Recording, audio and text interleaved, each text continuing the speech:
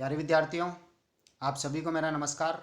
मैं डॉक्टर नेमीचंद कुमावत, सहायक आचार्य हिंदी विषय, राजकीय महाविद्यालय की आपकी इस बीए प्रथम वर्ष विषय हिंदी साहित्य के द्वितीय प्रश्न पत्र की आज की इस ऑनलाइन कक्षा में मैं आप सभी का हार्दिक अभिनंदन और स्वागत करता हूं। प्यारे विद्यार्थियों, पिछली जितनी भी ऑनलाइन कक्षाएं हुई है उन सभी में मैंने आपके पाठ्यक्रम को लेकर के आपकी जो मुख्य परीक्षा जो होगी उसका जो प्रश्न पत्र आएगा उसकी अंक योजना को लेकर के मैंने काफ़ी विस्तार से चर्चाएं की हैं। अब पाठ्यक्रम आपको याद हो गया होगा, एक बार फिर भी मैं पुनः उस पर प्रकाश डाल रहा हूं। आपके हिंदी साहित्य का ये द्वितीय जो प्रश्न पत्र हैं ये 100 अंकों का होगा और ये 2 भागों में विभक्त हैं। 40 अंकों का एक भाग भाषा विज्ञान से जुड़ा हुआ है जिसमें हिंदी भाषा का उद्भव और विकास, प्राचीन आर्य भाषाएँ, मध्यकालीन आर्य भाषाएँ और आधुनिक आर्य भाषाएँ, हिंदी की प्रमुख 18 उपबोलियाँ, राजस्थानी भाषा का उद्भव विकास, उसकी बोलियाँ, भाषा वैज्ञानिक परिचय, ब्रज भाषा और अवधी भाषा का उद्भव विकास और उनकी भाषा वैज्ञानिक विशेषताएँ, उनकी प्रमुख बोलियों पर केंद्रित 40 अंकों का पाठ्यक्रम है जिस पर 20-20 अंकों के 2 प्रश्न आपके आएंगे, जिसको हमने पिछली ऑनलाइन कक्षाओं में पढ़ लिया है। उसके बाद दूसरा जो भाग है वो हिंदी साहित्य के इतिहास से संबंधित है। हिंदी साहित्य का संक्षिप्त इतिहास के नाम से आपका ये पाठ्यक्रम है और बाबू गुलाब राय जी का हिंदी साहित्य का सुबोध इतिहास इसके लिए आपके तैयारी के लिए ठीक पुस्तक रहेगी, क्योंकि इसमें संक्षिप्त इतिहास का परिचय दिया हुआ है, आदिकाल, भक्तिकाल, रीतिकाल और आधुनिक काल से संबंधित। साथ ही ये जो मैं नोट्स तैयार करके मॉडल आंसर के रूप में आप पीडीएफ बना करके आपके व्हाट्सएप पर शेयर कर रहा हूँ, साथ ही ऑनलाइन कक्षाओं में मैं इसको विस्तार से समझा करके आपको पढ़ा रहा हूँ, तो ये भी आपके लिए काफ़ी रहेगा और किसी पुस्तक की आवश्यकता नहीं रहेगी। ये नोट्स ही काफ़ी पर्याप्त रहेंगे आपके लिए। मैंने कोई टॉपिक छोड़ा नहीं है, हर टॉपिक पर मैं नोट्स तैयार करके मॉडल आंसर के रूप में आपको ऑनलाइन कक्षाओं में पढ़ा रहा हूँ। जैसे हिंदी साहित्य के इतिहास का जो आदिकाल है उसके ऊपर हमने पिछली ऑनलाइन कक्षाओं में उस पाठ्यक्रम पर विस्तार से चर्चा कर ली है। जिसे हिंदी साहित्य के इतिहास के काल विभाजन पर मैंने मॉडल आंसर तैयार करके आपको पढ़ाया। साथ ही इन आदिकाल का नामकरण विवादास्पद रहा, उस पर भी मैंने विस्तार से आपके साथ बातें की और आदिकाल की विविध परिस्थितियों पर मैंने बात की। साथ ही आदिकाल की प्रमुख प्रवृत्तियों पर मैंने विस्तार से चर्चा की, उदाहरण सहित मॉडल आंसरों को मैंने समझाया।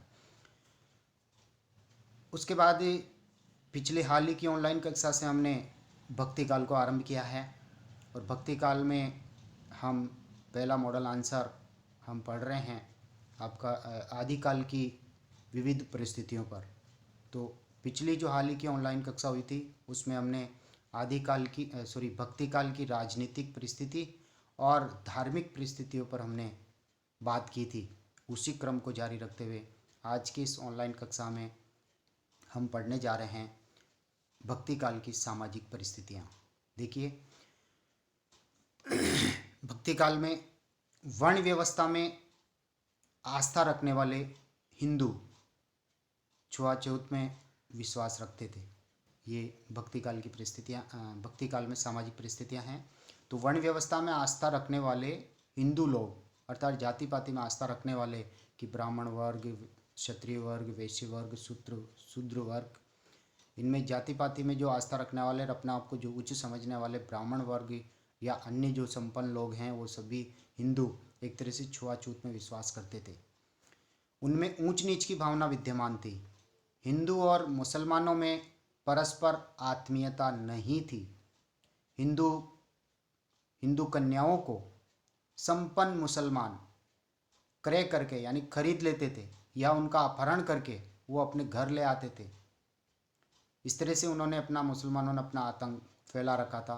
फिर विदेशी शासकों ने स्त्रियों की दशा बड़ी शोचनीय थी। इनको दूसरे दर्जे का नागरिक माना जाता था और कोई अधिकार इनको प्राप्त नहीं थे।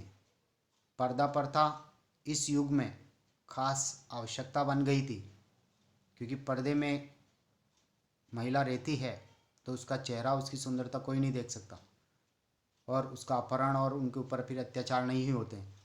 इसलिए पर्दा प्रथा जो है इस युग में खास आवश्यकता बन गई थी। हिंदुओं में संयुक्त परिवार प्रथा थी। छुआछूत समाज में सर्वत्र व्याप्त था। छुआछूत की भावना फैली हुई थी। बहुत सारे कारणों से अनेक हिंदू धर्म परिवर्तित करके मुसलमान भी बन गए थे। साधु संतों में पाखंड आडंबर अधिक व्याप्त था। दूसरी ओर इस काल का एक विशिष्ट इतिहास भी है, जिसमें भारतीय संस्कृति में अनेक तत्व घुले मिले हैं। प्रारंभ में विदेशी शासक धन लूटने के बहाने से या उसके उद्देश्य से भारत में आए थे और वे धीरे धीरे भारत में अपना साम्राज्य स्थापित कर देश के जनजीवन के साथ घुलने मिलने लग गए थे। यानी भारतीय संस्कृति में वो घुलने मिलने लग गए थे। कुछ उदार शासकों ने सामाजिक एवं पारिवारिक संबंध भी स्थापित करने में अपनी अभिरुचि दिखाई, जिसके परिणाम स्वरूप दो संस्कृतियों यानी हिंदू संस्कृति और मुस्लिम संस्कृति में आदान प्रदान का सिलसिला प्रारंभ हुआ था। अतः भक्ति युग मेल जोल का एक अद्भुत संगम है, जिसमें सामाजिक जीवन के आचार विचार, रहन सहन, खान पान, रीति रिवाज और जीवन मूल्यों के ताने बाने गुत्थे हुए हैं। ये थी सामाजिक परिस्थितियाँ, भक्ति काल की सामाजिक परिस्थितियाँ। अब हम चलते हैं भक्ति काल की चौथी परिस्थिति यानी साहित्यिक परिस्थितियों पर। किस तरह की साहित्यिक परिस्थितियाँ या परिवेश इस भक्ति काल के कालखंड के दौरान था, संवत 1375 से लेकर के संवत 1317 तक के इस कालखंड में। हिंदी साहित्य का भक्ति काल सांस्कृतिक और धार्मिक संघर्षों का संक्रमण काल था, जिसने तत्कालीन साहित्य की प्रवृत्तियों को भी प्रभावित किया था। इस युग की अधिकांश रचनाएं छंदोबद्ध यानी पदों में लिखी हुई पद्य विधाओं में लिखी गई, जो इस युग की एक समसामयिक मांग थी। इन्हीं पदों से जनमानस भाव विभोर हुआ, साथ ही उसे आध्यात्मिक शांति की अनुभूति भी प्राप्त हुई। इस युग में हिंदुओं के उच्च वर्गों में संस्कृत भाषा का प्रयोग होता था, मुसलमान फारसी भाषा का प्रयोग करते थे। हिंदी को भी प्रोत्साहन दिया गया था, किंतु संस्कृत व फारसी के सामने वह अधिक नहीं पनप सकी। संत कवियों ने स्वांत सुखाय यानी खुद के सुख हेतु इसी दृष्टिकोण से भक्ति साहित्य की रचना की थी। जैसे तुलसीदास जी ने रामचरितमानस की रचना स्वांत सुखाय खुद के सुख के लिए की गई थी, अब वो परहित सुखाय हो गई। जो दरबारी कवि थे, उन्होंने अपने राजाओं की प्रशंसा में वीर रसात्मक काव्य लिखा। अधिकांश काव्य रचना उस समय जनता में प्रचलित अवधी और ब्रज भाषा में ही हुई। जैसे रामचरितमानस की रचना अवधी भाषा में है, मलिक मोहम्मद जायसी के द्वारा लिखा हुआ पद्मावत वो अवधी भाषा में है, और ब्रज भाषा भी जैसे कृष्ण काव्य जो है वो समग्र कृष्ण काव्य मीरा को छोड़ करके सारा का सारा ब्रज भाषा में रचित हैं। और संत कवि की जो भाषा वो सदुकड़ी भाषा, क्योंकि वो घुमक्कड़ प्रवृत्ति के थे और इधर उधर घूमते थे, तो उसमें सभी प्रांतों की भाषा के शब्दों का समावेश उसमें हो गया था। इस युग में सिद्धांत प्रतिपादन तथा भक्ति प्रचार की भावना समस्त साहित्य में काम कर रही थी। सिद्धांत प्रतिपादन यानी जो सिद्धांत बने थे, द्वैतवाद, अद्वैतवाद, शुद्धाद्वैतवाद, विशिष्टाद्वैतवाद, ये दार्शनिक जो मतवाद बने थे, इनका प्रचार प्रसार भी खूब हुआ था। और इन्हीं के साथ साथ ही भक्ति भावना भी फैली थी, जिसका साहित्य में चित्रण हुआ। कबीर, जायसी, सूर, तुलसी यानी भक्ति काल की 4 काव्य धाराएं थी, उनके चारों के प्रतिनिधि कवि हैं। जैसे ज्ञानमार्गी निर्गुण शाखा यानी ज्ञानमार्गी संत कवि जो है उनके प्रतिनिधि कबीर हैं। इसी तरह से निर्गुण प्रेम मार्गी काव्य धारा के प्रतिनिधि कवि जायसी हैं। इसी तरह से सगुण कृष्ण मार्गी काव्य धारा के प्रतिनिधि कवि सूरदास जी हैं। कृष्ण भक्ति लिखी, कृष्ण भक्ति पर सूर सागर लिखा। और उसी तरह से राम भक्ति सगुण राम भक्ति काव्यधारा के प्रतिनिधि कवि तुलसीदास जी हैं, जिन्होंने रामचरितमानस, कवितावली, दोहावली, गीतावली, विनय पत्रिका जैसे अनमोल ग्रंथ हिंदी साहित्य को दिए हैं। यानी ये मतलब कबीर, जायसी, सूर, तुलसी जैसे भावुक कवि भी इस मनोवृत्ति से अछूते नहीं रहे। यानी उन्होंने भक्ति भावना का प्रचार प्रसार किया और सिद्धांतों का प्रतिपादन किया। भक्ति काव्य जहाँ उच्चतम धर्म की व्याख्या करता है, वहाँ उसमें उच्च कोटि के काव्य के दर्शन भी हमें होते हैं। रस की दृष्टि से भी भक्ति काव्य श्रेष्ठ हैं। ये साहित्य एक साथ हृदय, मन और आत्मा की भूख को तृप्त करता है, यानी मिटाता है। यह साहित्य लोक और परलोक को एक साथ स्पर्श करता है, यानी लौकिक चित्रण के साथ साथ ही अलौकिक चित्रण भी करता है। अतः इसे पराजित मनोवृत्ति का परिणाम कहना नितांत भूल होगी। पराजित मनोवृत्ति का तात्पर्य मुस्लिम शासकों के कारण हिंदू जनता हताश, निराश और पराजित होकर को भक्ति की शरण में चली गई, ऐसा नहीं है। अब हम चलते हैं अंतिम बिंदु की ओर। पांचवी परिस्थितियां, सांस्कृतिक परिस्थितियां। समन्वयशीलता भारतीय संस्कृति की आरंभ से ही एक मूलभूत विशेषता रही है।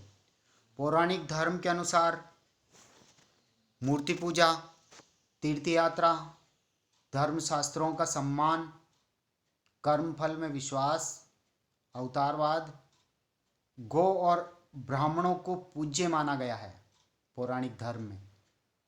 इन सब की अनुगुंज सगुण भक्ति साहित्य में हमें सुनने को मिलती है, देखने को मिलती है। सगुण भक्ति का तात्पर्य राम भक्ति और कृष्ण भक्ति, इन दोनों अवतारी महापुरुषों की भक्ति में जो साहित्य लिखा गया, उसमें हमें यह अनुगुंज देखने को मिलती है, सुनने को मिलती है। बाद नारायण द्वारा रचित ब्रह्मसूत्र अहम ब्रह्मास्मि को लेकर के भिन्न भिन्न उपनिषदों के मतों में समन्वय लाने का प्रयास किया गया। आचार्य शंकराचार्य जी ने इसी पर भाष्य लिखा, जो कि भक्ति काल के सभी संप्रदायों और मतों का प्रेरक तत्व बनकर उभरा है। मध्यकालीन धर्म साधना में पूर्ववर्ती सभी धर्म साधनाएं अपने उसी रूप में बनी रही।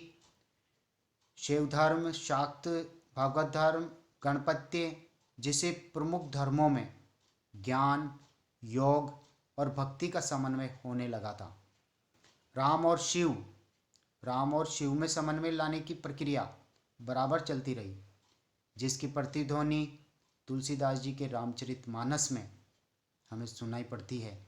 शिव द्रोही मम दास कहावा, यानी जो शिव जी का द्रोही दुश्मन होकर के यदि मेरा दास सेवक बनता है, सो नर मोही सपने नहीं पावा, और वो मनुष्य मुझे सपने में भी प्राप्त नहीं कर सकता यदि मेरे इष्ट शिव जी का वो दुश्मन है तो इस तरह की भावना तुलसी के रामचरितमानस में हमें देखने को मिलती है, आदि शब्दों में पाई जाती है। इसी काल में हिंदू और मुस्लिम संस्कृतियां एक दूसरे के निकट आई। संगीत, चित्रकला और वास्तुकला में दोनों संस्कृतियों में समन्वय आरंभ हुआ था। ताजमहल और लाल किला भारतीय एवं ईरानी वास्तुकला के सम्मिश्रण के उत्तम नमूने यानी उत्तम उदाहरण हमारे समक्ष हैं। अब हम निष्कर्ष की ओर आगे बढ़ते हैं। निष्कर्ष रूप में कहा जा सकता है कि भक्ति काल में धार्मिक स्थिति आदिकाल की अपेक्षा अधिक दयनीय थी। सामाजिक वातावरण में कुछ शांति थी, परंतु राजनीतिक स्थिति एक जैसी कभी नहीं रही। भक्ति काव्य का उदय समाज सुधार एवं विविध सामाजिक आदर्शों की स्थापना को लेकर हुआ था, और तुलसी के जिस तरह से रामचरितमानस में कई आदर्श स्थापित हुए और कहीं विविध मतलब विपरीत प्रतीत होती हुई परिस्थितियों में उन्होंने समन्वय दिखाया और भक्ति का द्वार सबके लिए खोल दिया। इन्हीं परिस्थितियों से प्रेरित होकर भक्ति काल के कवियों ने अपनी साहित्य साधना को हिंदी संसार के सामने रखा और इस भक्ति काल को संपूर्ण हिंदी साहित्य में एक स्वर्ण युग के रूप में प्रतिष्ठित किया। तो प्यारे विद्यार्थियों, इन 2 ऑनलाइन कक्षाओं में, एक हाल ही की पिछली ऑनलाइन कक्षा और आज की इस ऑनलाइन कक्षा, इन दोनों कक्षाओं में मैंने भक्ति काल की जो विविध परिस्थितियां हैं उस पर मैंने विस्तार से बात की, विस्तार से इसको मैंने आपको समझाया और इसके PDF नोट्स मैंने आपके व्हाट्सएप ग्रुप पर शेयर कर दिए हैं। आप वहाँ से भी इनको ओपन करके अपना अध्ययन कर सकते हैं। साथ ही वीडियोज यूट्यूब चैनल पर मैंने अपलोड कर रहा हूँ मैं, और जो विद्यार्थी पहली बार इन वीडियोज को ओपन करके यूट्यूब चैनल पर देख रहे हैं तो कॉलेज की इस यूट्यूब चैनल को आप सब्सक्राइब करना न भूलें, क्योंकि जब तक आप सब्सक्राइब नहीं करेंगे तब तक आपकी ऑनलाइन उपस्थिति महाविद्यालय में सुनिश्चित नहीं हो सकेगी। इन वीडियोज़ को आप लाइक करें।